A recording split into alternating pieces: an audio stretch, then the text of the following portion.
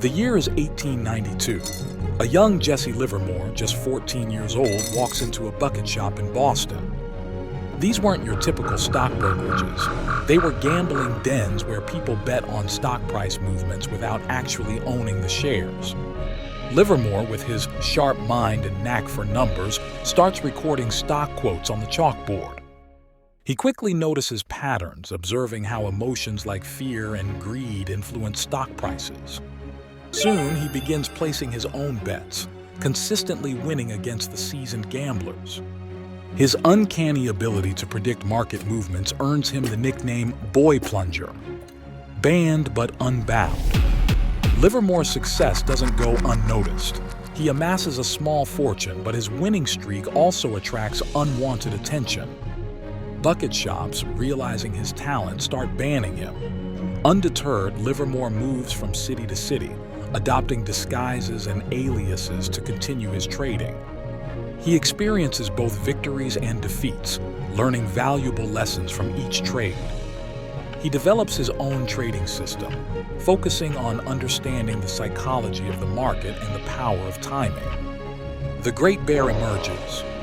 By the early 1900s, Livermore is no longer a boy plunger.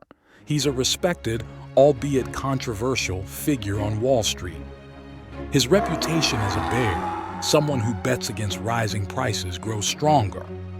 In 1907, he anticipates a major market panic and takes a massive short position. When the market crashes, Livermore makes a killing, solidifying his status as one of the greatest speculators of his time. A life of extremes. Livermore's life is a roller coaster of exhilarating highs and devastating lows.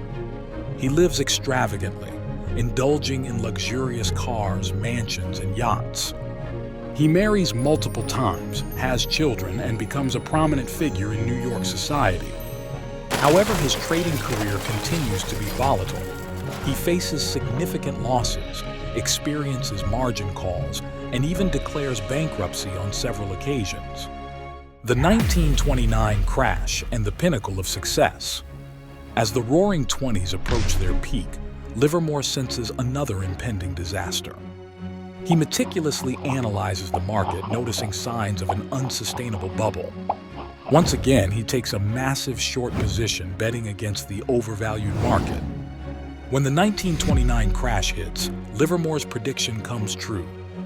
He makes a fortune estimated to be over $100 million, becoming one of the few who profited from the greatest financial crisis in American history.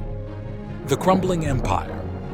Despite his success, Livermore's personal demons continue to haunt him. He struggles with depression, fueled by the stress of trading and the pressures of maintaining his lavish lifestyle. His relationships suffer, and his family life becomes strained. He continues to take enormous risks in the market, experiencing further losses and financial setbacks. A tragic end. By the late 1930s, Livermore's empire is crumbling. He faces mounting debts, legal troubles, and dwindling public support. His depression worsens, and he becomes increasingly isolated. In 1940, at the age of 63, Jesse Livermore takes his own life in the cloakroom of a New York hotel.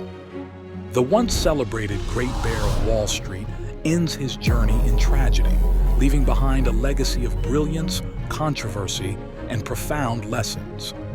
Lessons from a legend.